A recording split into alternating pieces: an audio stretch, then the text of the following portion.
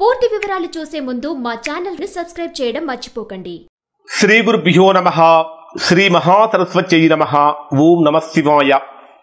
Narayana Sastry astrology channel వీక్షిస్తున్నటువంటి ప్రేక్షక మహాశీలకు స్వాగతం, సుస్వాగతం. ఈరోజు మనము 2024 సంవత్సరం ఏప్రిల్ 9వ తేదీన శ్రీ క్రోధినామ సంవత్సర ఉగాది. ఈ క్రోధినామ సంవత్సరంలో మకర రాశి వారు ఎటువంటి ఫలితాలు పొందుతారు, వీరి యొక్క ఆదాయ వ్యయాలు, రాజపూజ అవమానాలు, జీవన స్థితిగతులు, జరగబోయేటటువంటి మంచి చెడులు, అలానే ఏ మాసాలు అనుకూలంగా ఉంటాయి, అదృష్టపు రంగులేమిటి, అదృష్టపు సంఖ్య ఎంత, ప్రతికూలతలు ఉన్నప్పుడు ఎటువంటి మంత్రపారాయణం చేసుకుంటే వీరికి అనుకూలంగా మారుతుందో తెలుసుకుందాం. ఇక్కడ మకర రాశి వారికి మకర రాశిలో ఉండేటటువంటి నక్షత్రాలను కనుక మనం పరిశీలించినట్లయితే ఉత్తరాషాఢ నక్షత్రంలో ఉండేటటువంటి 2, 3, 4 పాదాలు, శ్రవణ నక్షత్రంలో ఉండేటటువంటి 4 పాదాలు 1, 2, 3, 4 పాదాలు, ధనిష్ట నక్షత్రంలో ఉండేటటువంటి మొదటి 2 పాదాలు, మొత్తం 9 పాదాలు కలిపి మనకు మకర రాశిలో ఉంటాయి. మకర రాశి వారికి ఈ సంవత్సరం ఆదాయం 14, వ్యయం కూడా 14, రాజపూజ్యం 3, అవమానం 3. ఆదాయం 14 అంటే సంపాదన విషయంలో బ్రహ్మాండమైనటువంటి ఫలితం కలుగుతుంది. వ్యయము కూడా 14 అనుకున్నప్పుడు సంపాదించిన సంపాదనను సేవ్ చేయడంలో కొద్దిగా ఇబ్బందులు కలుగుతాయి. జరుగుతున్నటువంటి గ్రహస్థితిని కనుక పరిశీలించినట్లయితే మకర రాశి వారికి ప్రధానంగా రాశ్యాధిపతి అయినటువంటి శని మీ రాశికి 2వ స్థానంలో, ద్వితీయ స్థానంలో, ధనస్థానంలో ఈ సంవత్సరం అంతా సంచరిస్తాడు.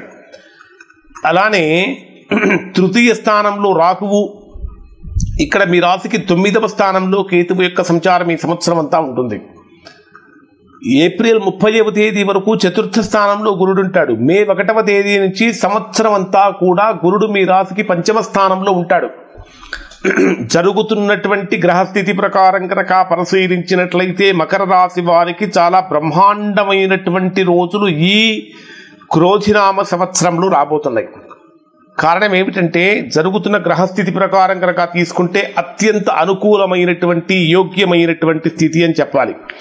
అన్ని రకాలుగా యోగదాయకమైనటువంటి స్థితి. తలపెట్టినటువంటి కార్యం ఏదైనా సరే దిగ్విజయంగా పూర్తి చేయగలుగుతారు. 2వ స్థానంలో శనిగ్రహం యొక్క ప్రభావం ఉన్నటువంటి కారణం చేత స్వల్పమైనటువంటి ఆలస్యం కలిగినప్పటికీ అల్టిమేట్గా విజయం అనేటటువంటిది మకర రాశి వారికి అందుతుంది. చేసేటటువంటి వృత్తిలో కానీ, ఉద్యోగంలో కానీ, వ్యాపారంలో కానీ లాభం అనేటటువంటిది ఖచ్చితంగా పొంది తీరుతారు. దానితో పాటు సమాజంలో పేరు ప్రఖ్యాతులు అనేటటువంటివి పెరుగుతాయి. ధనము, గౌరవానికి ధనము అనేటటువంటిది పెరుగుతుంది, గౌరవం కూడా పెరుగుతుంది. సమాజంలో ఒక ప్రత్యేకమైనటువంటి గుర్తింపు తెచ్చుకునేటటువంటి విధంగా మకర రాశి వారు ఉండబోతూ ఉన్నారు. ఇప్పటిదాకా ఏవైతే కార్యక్రమాలు పెండింగ్లో ఉన్నాయో అటువంటి, లేదా సగం పూర్తి చేసి అసంపూర్తిగా మిగిలిపోయినటువంటి కార్యక్రమాలు ఏవైతే ఉన్నాయో అవన్నీ కూడా పూర్తి చేసేటటువంటి విధంగా అడుగులు పడుతూ ఉంటాయి. ఈ 5వ స్థానంలో గురుడి యొక్క సంచారం ఈ రాశి వారికి విశేషమైనటువంటి యోగాన్ని కలిగిస్తుంది, గృహయోగాన్ని కలిగిస్తుంది. ఒక ఉన్నతమైనటువంటి స్థితికి ఇక్కడ ఈ రాశి వారిని తీసుకువెళ్తుంది. ఉద్యోగపరమైనటువంటి విషయాలలో సమస్తమైనటువంటి అభివృద్ధిని కూడా 5వ స్థానంలో సంచరించేటటువంటి గురుడు కలిగిస్తాడు.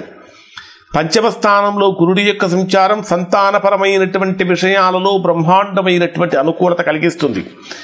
5వ స్థానంలో గురుడి యొక్క సంచారం మకర రాశి వారికి ఆర్థికపరమైనటువంటి అభివృద్ధిని కలిగిస్తుంది, విద్యాభివృద్ధిని కలిగిస్తుంది, ధనాభివృద్ధిని కలిగిస్తుంది, కుటుంబాభివృద్ధిని కూడా కలిగిస్తుంది. అంటే అవివాహితులకు వివాహ యోగం కలగటానికి కూడా 5వ స్థానంలో సంచరించేటటువంటి గురుడు ప్రధానమైనటువంటి కారకుడుగా ఉంటాడు.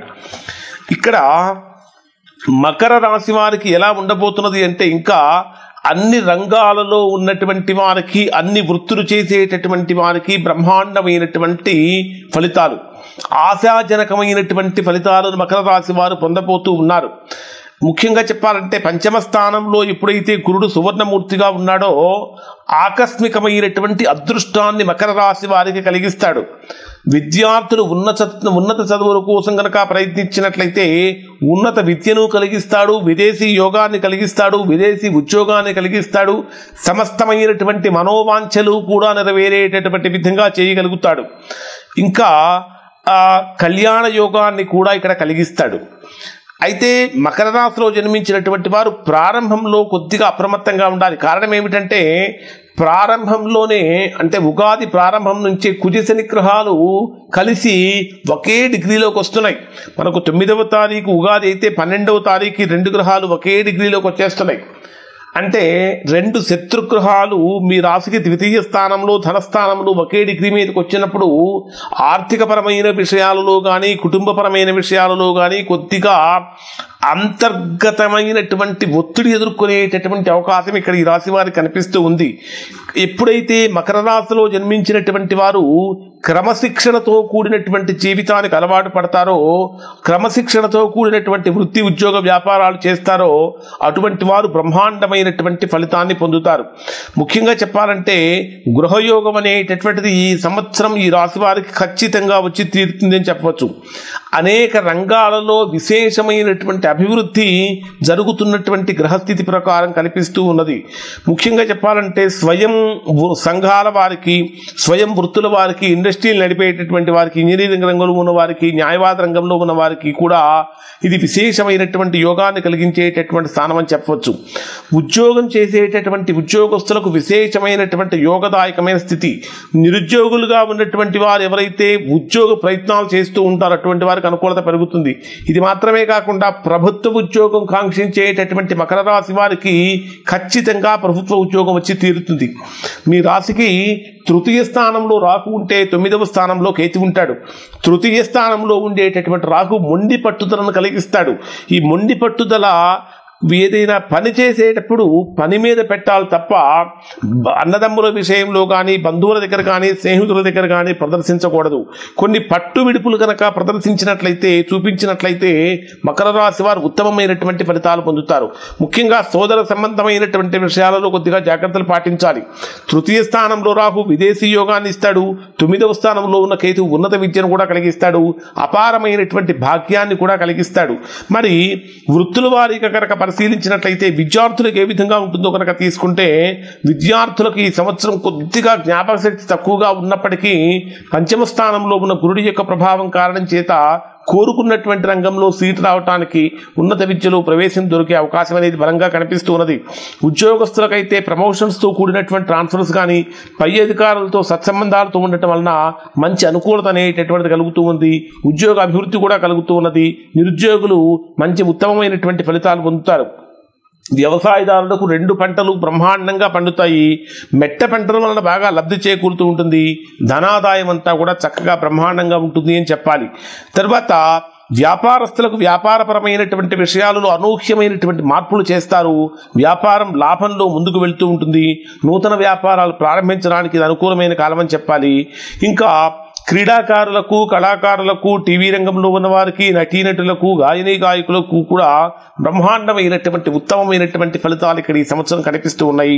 ఆశించినటువంటి విధంగా ధనాదాయం ఉంటుంది, గుర్తింపు కూడా లభిస్తుంది.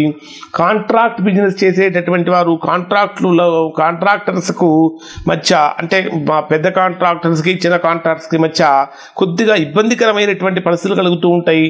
సకాలంలో బిల్లులు వసూలు చేసుకోలేకపోవటం వలన ఆర్థిక సమస్యలు కలిగే అవకాశం ఉంటుంది. రాజకీయ రంగంలో ఉండేటటువంటి వారికి ఉన్నతమైనటువంటి పదవులు లభిస్తాయి. ప్రజల యొక్క సమస్యలను గుర్తించి పరిష్కరించడం వలన ప్రజల యొక్క ఆదరాభిమానాలను కూడా ఈ మకర రాశిలో ఉన్నటువంటి రాజకీయ నాయకులు పొందుతారు. ఈ రాశిలో ఉండేటటువంటి భార్యాభర్తలు ఎవరైతే ఉంటారో వారు కొద్దిగా ఇప్పటి వరకు అన్యోన్యతాలోపంతో బాధపడుతున్నటువంటి వారికి కూడా ఈ సంవత్సరం అనుకూలంగా మారుతుందని చెప్పాలి. మరి ఉత్తరాషాఢ నక్షత్రం 2, 3, 4 పాదాలలో జన్మించినటువంటి వారికి April, July, August, November, December, March నెలలు వీరికి అత్యంత అనుకూలంగా మారుతూ ఉంటాయి. అలానే శ్రవణ నక్షత్రంలో జన్మించినటువంటి వారికి ఏ విధంగా ఉంటుందంటే, శ్రవణ నక్షత్రంలో జన్మించినటువంటి వారికి ఏప్రిల్, ఆగస్ట్, డిసెంబర్, జనవరి నెలలు వీరికి అనుకూలమైనటువంటి మాసములు అని చెప్పవచ్చు. ధనిష్ఠ నక్షత్రం 1, 2 పాదాలలో జన్మించినటువంటి వారికి ఏప్రిల్, మే, ఆగస్ట్, సెప్టెంబర్, డిసెంబర్ నెలలు వీరికి అనుకూలంగా మారుతూ ఉంటాయి. అలానే ఈ సంవత్సరం అంతా కూడా వీరికి కలిసి వచ్చేటటువంటి రంగులు ఏమిటంటే ఆకుపచ్చ, నలుపు, పసుపు రంగులు వీరికి బాగా కలిసి వస్తాయి. ఈ సంవత్సరం అంతా కూడా వీరికి అదృష్టపు సంఖ్య 8 అని చెప్పాలి. ఈ సంవత్సరం వీరు పారాయణ చేయవలసినటువంటి మంత్రం, కొన్ని ప్రతికూలతలు కలుగుతున్నప్పుడు, అనారోగ్య సమస్యలు కలుగుతున్నప్పుడు వీరు ప్రతిరోజు కూడా ఉగాది ప్రారంభం నుంచి ఓం శ్రీ వత్సలాయ నమః అనేటటువంటి మంత్రాన్ని ఒక 11 సార్లు పారాయణ చేసినట్లయితే మంచి ఫలితాన్ని పొందుతారు. ఓం శ్రీ వత్సలాయ నమః అనేటటువంటి మంత్రపారాయణం విశేషమైనటువంటి యోగాన్ని ఇస్తుంది.